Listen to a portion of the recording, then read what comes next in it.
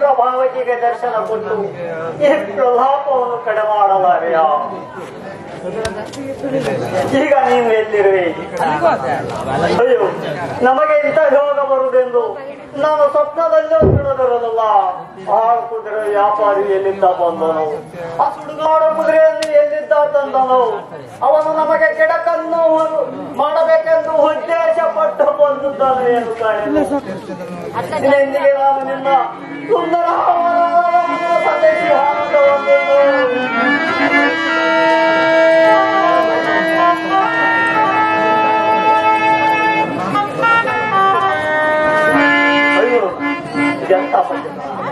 ಸ್ತ್ರೀಯನ್ನು ಯಾವ ಅಪಾಯಕ್ಕೆ ಸಿಕ್ಕಿ ದುಃಖಿಸುತ್ತಿರುವನೇನೋ ಅವನ ನಾಥನಿಗೆ ಅಮಂಗಳವಾಗದಿರಲಿ.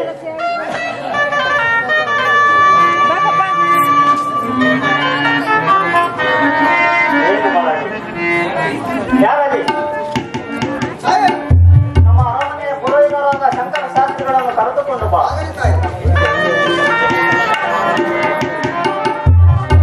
ಎಷ್ಟೆಷ್ಟೋ ಸಮಾಧಾನ ತಂದುಕೊಂಡರು, ಭಯವು ಮಾತ್ರ ಸ್ವಲ್ಪವೂ ಕಡಿಮೆ ಆಗುತ್ತಿಲ್ಲವ. ಆರ್ಯಪುತ್ರನಿಗೆ ಏನು ವಿಪತ್ತು ಸಂಭವಿಸಿರೋ ಏನು ಕಾಣೆನು. ಅದು ಶಂಕರ ಶಾಸ್ತ್ರಿಗಳು ಬಂದೇ ಬಿಟ್ಟರು. ನಮಸ್ಕಾರ ಪುರೋಹಿತರಿ, ಬನ್ನಿ ಕುಳಿತುಕೊಳ್ಳಿ. ಆರ್ಯಪುತ್ರನು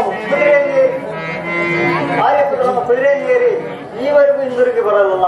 ಈ ಅಪಶಕುನದಿಂದ ನನ್ನ ಮನಸ್ಸಿಗೆ ಎಷ್ಟೆಷ್ಟೋ ಸಿರಸ್ಪಡಿಸಿಕೊಂಡರೂ ಶಾಂತವಾಗಲಾರದು. ಹೀಗೆ ನಾವು ಆತನ ಚಿಂತೆಯಿಂದ ಇರುವಾಗಲೇ ಆತನ ಭಾವಚಿತ್ರವು ಮೇಲಿನಿಂದ ಕಳಿಸಿಕೊಂಡು ನೆಲಕ್ಕೆ ಬಿದ್ದಿತ್ತು. ಈ ಅಪಶಕುನದಿಂದ ನನಗೆ ಮತ್ತಷ್ಟು ಭೀತಿಯು ಹೆಚ್ಚಾಗಿರೋದು. ಜ್ಯೋತಿಷ್ಯ ಶಾಸ್ತ್ರ ಮರ್ಮಗಳನ್ನರಿತ ನೀವು ಆರ್ಯಪುತ್ರನ ಜಾತಕವನ್ನು ಪರಿಶೀಲಿಸಿ ಈಗ ಆತನು ಹೇಗಿರುವುದು, ಮುಂದೆ ಅವರಿಗೆ ಯಾವ ಸುಖ ದುಃಖಗಳು ಉಂಟಾಗುವ ವಿಚಾರವನ್ನು ದಯವಿಟ್ಟು ಹೇಳಬೇಕು. ಆಗಲಿ ತಾಯಿ.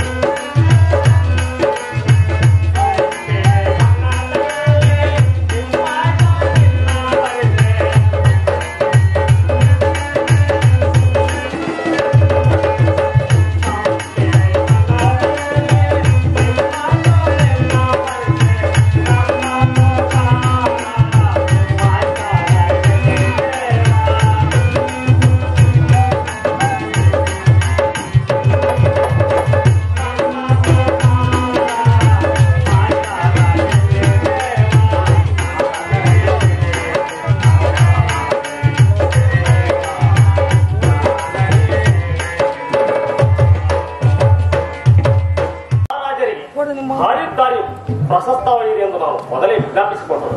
ಅವರ ಪ್ರಾಣಕ್ಕೆ ಲೇಷವೂ ಬೇವಿಲ್ಲ. ಈಗ ಮಾತ್ರ ಆ ಶನಿಯು ಪೂರ್ವನಾಗಿರುವುದು ಎಂದು ನಾನು ಆ ದಿನ ನಾನು ಜಾತಕ ಶೋಧನೆಯಿಂದ ಹೇಳಿದರು. ಆಸ್ಥಾನದಲ್ಲಿ ಹೇಳಿದರು. ಅವರು ಅದನ್ನು ಮತ್ತು ಪರಿಹರಿಸಿ ಮಾಡಿದರು.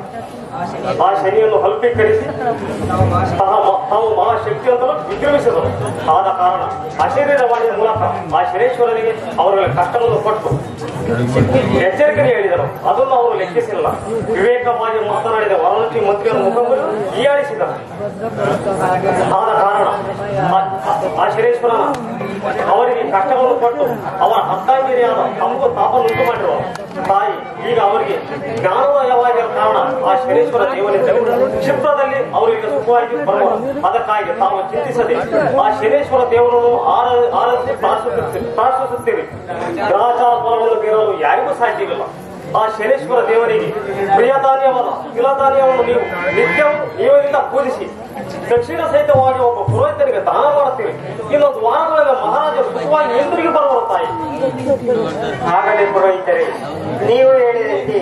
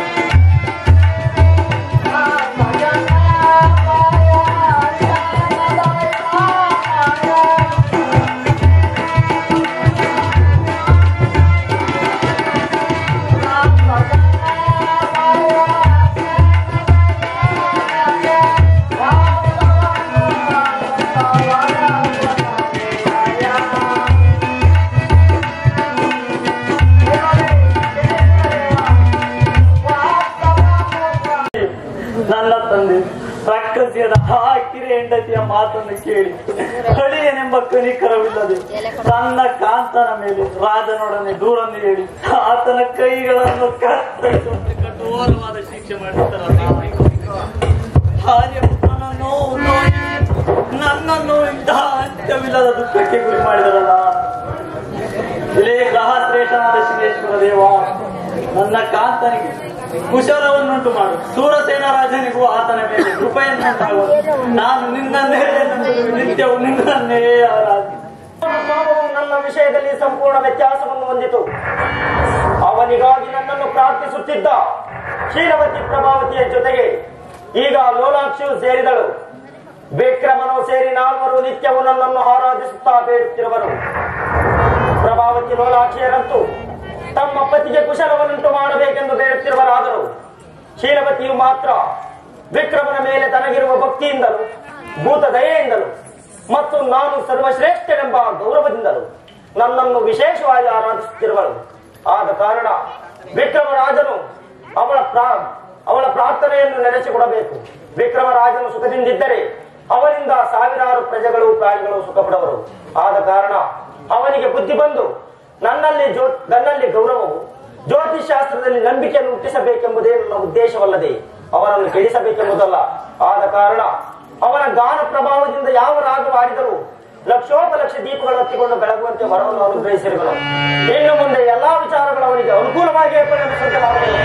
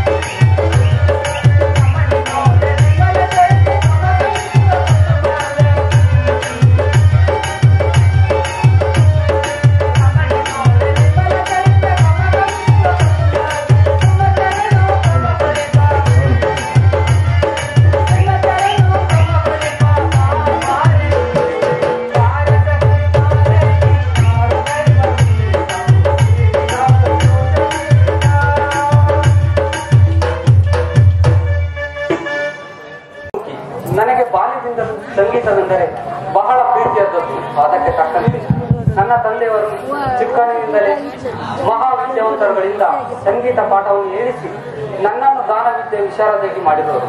ಆ ವಿದ್ಯೆಯಿಂದ ನಾನು ಆನಂದ ಪಡುವುದು ಮಾತ್ರವಲ್ಲದೆ ನಾನು ಹಾಡಿದ್ದನ್ನು ಕೇಳಿದವರು ಕೂಡ ಆನಂದ ಪಡುವರು. ನನ್ನ ಈ ವಿದ್ಯೆಯಿಂದ ಲೋಕವೇ ತಲೆದೂಗುವಂತೆ ಏನಾದರೂ ಒಂದು ಅದ್ಭುತ ಕಾರ್ಯವನ್ನು ಮಾಡಬೇಕೆಂದು ನನ್ನ ಮನಸ್ಸು ಈವರೆಗೂ ಬಹಳ ಕುತೂಹಲ ಪಡುತ್ತಿತ್ತು. ಅದು ಈವರೆಗೂ ಸಾಧ್ಯವೇ ಇರಲಿಲ್ಲ. ಈಗ ನಾನು ಏನು ಮಾಡಲಿ? ನೀನು ಗಾನವಿದ್ಯೆ ಪ್ರವೀಣ ಎಂಬ ಕೀರ್ತಿಯನ್ನು ಪಡೆದಿರುವೆ. ರೂಪದಲ್ಲಿಯೂ ವಿದ್ಯೆಯಲ್ಲಿ ನೀನು ಪ್ರತ್ಯಕ್ಷ ಸಂಸ್ಕೃತಿ ಅಂತಿರುವೆ. ಅದಲ್ಲದೆ ಮಹಾರಾಜನ ಸಂಸ್ಕೃತದಲ್ಲಿ ಹುಟ್ಟಿ ನವಯೌವನ ಸೌಂದರ್ಯ ಸಂಪನ್ನೆಯಾಗಿರುವೆ. ನೀನು ಗಂಭೀರವಾಗಿ ರಾಗಲಾಪನೆ ಮಾಡಿ ಗಮಕಗಳನ್ನು ಹಿಡಿದು ತಾಳವನ್ನು ಅನುಸರಿಸಿ ಸ್ವರಗಳನ್ನು ಹಾಕಿ ಆಡುವಾಗ ಆ ಗಾಯನವನ್ನು ಕೇಳಿದ ಯಾರು ತಾನೇ ಆಶ್ಚರ್ಯ ಆನಂದವನ್ನು ಅನುಭವಿಸದೇ ಇರುವರು? ಯಾವ ಗಾನವಿದ್ಯೆ ನಿಪುಣರು ತಾನೇ ಸಂತೋಷ ಪಡದೇ ಇರುವರು? ಯಾರು ತಾನೇ ನಿನ್ನ ವಿದ್ಯೆಗೂ ಶಾರೀರ ಮಾಧುರ್ಯಕ್ಕೂ ಚಮತ್ಕಾರಕ್ಕೂ ಅಲೆದೋಗದೇ ಇರುವರು? ಇದಕ್ಕಿಂತಲೂ ಹೆಚ್ಚಿಗೆ ನೀನು ಬಯಸಬೇಕಾದುದೇನು? ಹೀಗಿದ್ದಲ್ಲಿ ಸಂಗೀತ ವಿದ್ಯೆಯಿಂದ ಲೋಕವೆಲ್ಲವನ್ನು ಮೆಚ್ಚಿಸಬೇಕೆಂದು ನೀನು ಆಸೆ ಪಡಬಹುದೇ?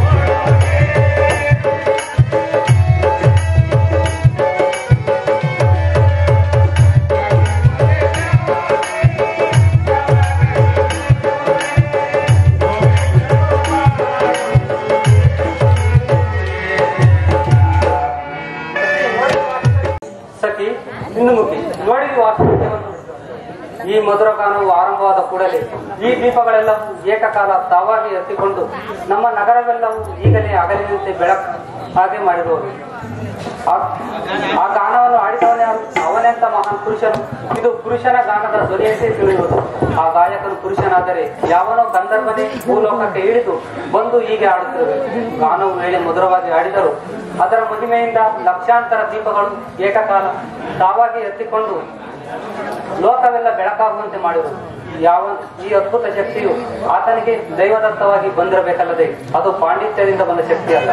ಅವನು ಮನುಷ್ಯನೇ ಆಗಲಿ ಗಂಧರ್ವನೇ ಆಗಲಿ ದೈವಾನುಗ್ರಹ ಪಡೆತಕ್ಕವನು. ಆತನೇ ನನಗೆ ಪತಿಯಾಗಬೇಕು. ಆತನಲ್ಲದೆ ಮಿಕ್ಕವರೆಲ್ಲರೂ ನನಗೆ ತಂದೆ ಅಂತಲೂ ಅಣ್ಣ ತಮ್ಮಂದಿರಂತಲೂ ಭಾವಿಸಿದನು.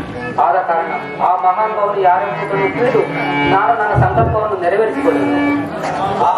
ಎಂತ ಈ ಗಾನ ಮಾಡುವುದಕ್ಕಿಂತಲೂ ಹೀಗೆ ಲಕ್ಷಾಂತರ ದೀಪಗಳು ಅದರ ಮಹಿಮೆಯಿಂದ ತಾವಾಗಿ ಎತ್ತಿಕೊಂಡಿರುವುದು ಆಶ್ಚರ್ಯಕರವಾಗಿದೆ. ಈ ಸ್ವರವು ಈ ಕಡೆಯಿಂದಲೇ ಕೇಳಿ ಬರುತ್ತಿದೆ. ಆದ ಕಾರಣ ಏನಾಗುತ್ತದೆ, ನಿಮ್ಮ ತಂದೆಯವರಿಗೆ ಹೇಳಿ ಆ ಕಡೆಗೆ ಆಳುಗಳನ್ನು ಕಳಿಸಿ ಹುಡುಕಿಸಿದರೆ ಆ ಮಹಾನ ಪುರುಷ ದೊರೆಯುವನು. ನಂತರ ಆತನನ್ನು ಕರೆಸಿ ನಿನ್ನ ಇಷ್ಟಾನುಸಾರವಾಗಿ ನಡೆಯಬಹುದು. ನಿಜ ನಿಜ. ಇದು ತಂದೆಯವರು ಇತರೆ ಬರುತ್ತಿರುವುದು. ತಂದೆಯವರಿಗೆ ವಂದಿಸುವೆನು. ನಿನಗೆ ಮಂಗಳವಾಗಲಿ. ಮೇಲೆ ಕೇಳಮ್ಮ. ನಮ್ಮ ಮಂತ್ರಿ ದೇಶಗಳನ್ನು ತಿರುಗಿ ನೂರಾರು ಮಂದಿ ರಾಜಕುಮಾರರ ಭಾವಚಿತ್ರವನ್ನು ತಂದರು. ಅವುಗಳನ್ನು ನೋಡಿ ನಿನಗೆ ಒಪ್ಪಿಗೆ ಎಂಬುದು ನನಗೆ ಹೇಳಿದರೆ ನಿನ್ನನ್ನು ಆ ರಾಜಕುಮಾರನಿಗೆ ಕೊಟ್ಟು ವಿವಾಹ ಮಾಡುವೆನು. ಅಪ್ಪ, ನಾನೊಂದು ಪ್ರತಿಜ್ಞೆ ಮಾಡಿರುವೆನು. ಆ ಪ್ರತಿಜ್ಞೆಗೆ ತಪ್ಪಿ ನಡೆಯಲಾರೆನು. ಆ ಪ್ರತಿಜ್ಞೆಯನ್ನು ನಡೆಸಿಕೊಳ್ಳಬೇಕೆಂದು ವಿನಯದಿಂದ ಪ್ರಾರ್ಥಿಸುವೆನು.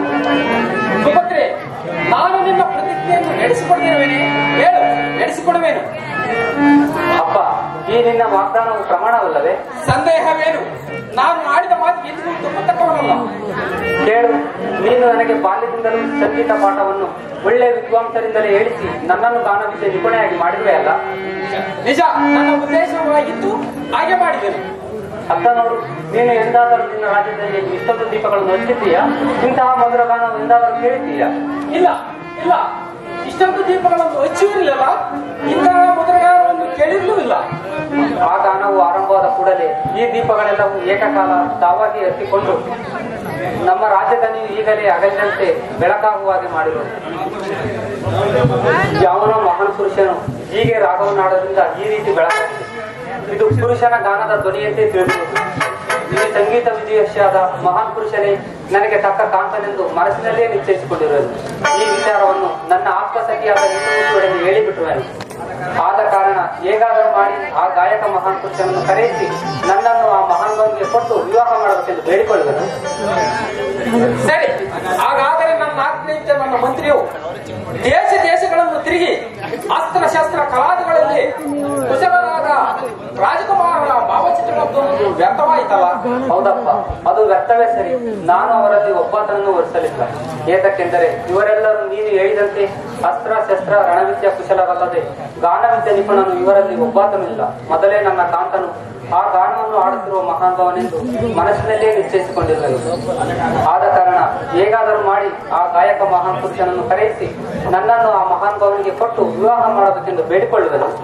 ಸುಭದ್ರೆ, ನೀನು ನಿನ್ನ ಪ್ರತಿಜ್ಞೆಯನ್ನು ವ್ಯತ್ಯಾಸ ಮಾಡಲಾರೆ. ಅಪ್ಪ, ಮೊದಲ ಮನಸ್ಸಿನಲ್ಲಿ ಪತಿಯನ್ನಾಗಿ ಭಾವಿಸಿದ ಪುರುಷರನ್ನು ಬಿಟ್ಟು ಅನ್ಯರನ್ನು ವರಿಸುವುದು ಪತುರತೆಯ ಲಕ್ಷಣವಲ್ಲ. ನನಗ ಆ ರೀತಿ ಮಾಡುವುದು ಸಮ್ಮತಿಯೂ ಇಲ್ಲ. ಪ್ರತಿಜ್ಞೆಯನ್ನು ವ್ಯತ್ಯಾಸ ಮಾಡುವುದು ನೀನು ನನಗೆ ಹೇಳುವುದು ನ್ಯಾಯವೂ ಅಲ್ಲ. ಸರಿ,